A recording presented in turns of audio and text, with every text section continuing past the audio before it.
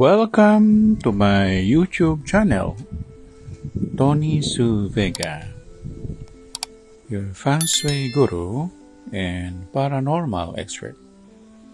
Today is Sunday, July 21, 2024, and it's the day of the dog.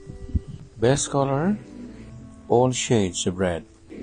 Activities: go to an elevated place. Go to a place where there is a mountain, or go up the condominium. Ang araw natin ngayon ay araw ng Linggo, 21 ng Hulyo, 2024, araw ng Aso. Pinakamagandang kulay ang lahat ng mga kauri ng pula. Mga gagawin sa araw na ito, mga may kinalaman sa pagpunta sa matataas na lugar. Pwede ang condominium unit o mataas na building kagaya ng skyscraper at mga bulubundukin.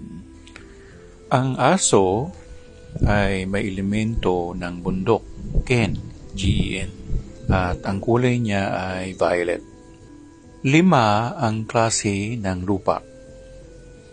2 Ken, yung dog at saka dragon.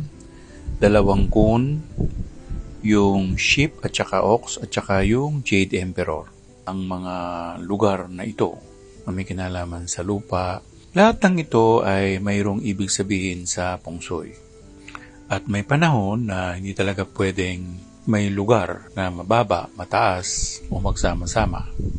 Halimbawa, pag tinignan mo ang struktura at ang kanang bahagi ng struktura ay mas mababa sa kaliwa niya, pangit ang ganong sitwasyon.